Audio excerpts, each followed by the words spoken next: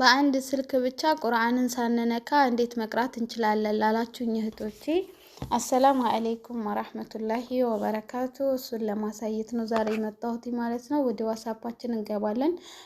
በነገራችን ላይ ዋትስአፕ ላይ ብቻ ሳይሆን ኢሞም ቴሌግራምም የፈለጋችሁት አፕሊኬሽን ላይ መጠቀም ትችላላችሁ ማለት ነው።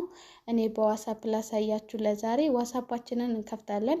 እዚህ ጋር የምንቀራበትን ግሩፕ እንፈልጋለን ማለት ነው። ለምሳሌ እዚህኛው ላይ ከሆነ ሪከርድ ማድረግ የፈለኩት ይሄኛውን እከፍታለሁ ማለት ነው ግሩፑን። ከዛ በኋላ እዚህ ጋር ከታች መመለሻ ስልካችንን ባክ የምናደርግባቸው አሉ ከታች ማለት ነው። እሷን ሶስቷን በዚህ በኩል በግራ በኩል ያለችዋን እንነካትና እንደዚህ ያመጣልናል ማለት ነው። ከዛ እዚህ ጋር የዋትስአፕ ምልክት ያመጣልናል ከላይ፣ እሱን እንነካዋለን።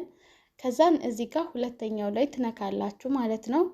አፕሊኬሽን እንዲያስመርጣችሁ እዚህ ጋር ስትነኩን እንደዚህ አፕሊኬሽኖቹ ከታች ተደርድረው ይመጡላችኋል። የቁርአን እናንተ የምትቀሩበት አፕሊኬሽን የትኛው እንደሆነ ትመርጡለታላችሁ ማለት ነው። እኔ ለምሳሌ በዚህ አፕሊኬሽን ነው የምቀራው። ይሄንን አፕሊኬሽን እመርጣለሁ ማለት ነው።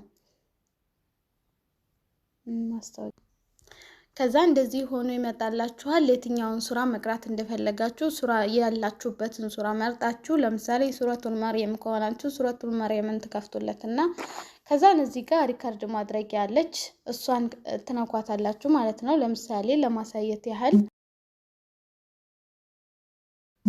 እንደዚህ ካደረግን በኋላ ሪከርድ ካደረግን በኋላ በዚህ በኩል ሴንድ የምትል ምልክት ትኖራለች። ሴንድ አድርጋችሁ በዚህ መልኩ ቁርአናችሁን መቀጠል ትችላላችሁ ማለት ነው። ይሄው ወደ ላይ በማድረግ ለምሳሌ ውጪ በምትሆኑ ሰዓት ቁርአን እጃችሁ ላይ ከሌለ ከቂራአታችሁ እንትን ከምትሉ በስልካችሁ በዚህ መልኩ መቅራት እንደሚቻል ለማሳየት ነው። ጀዛከላህ ኸይራን።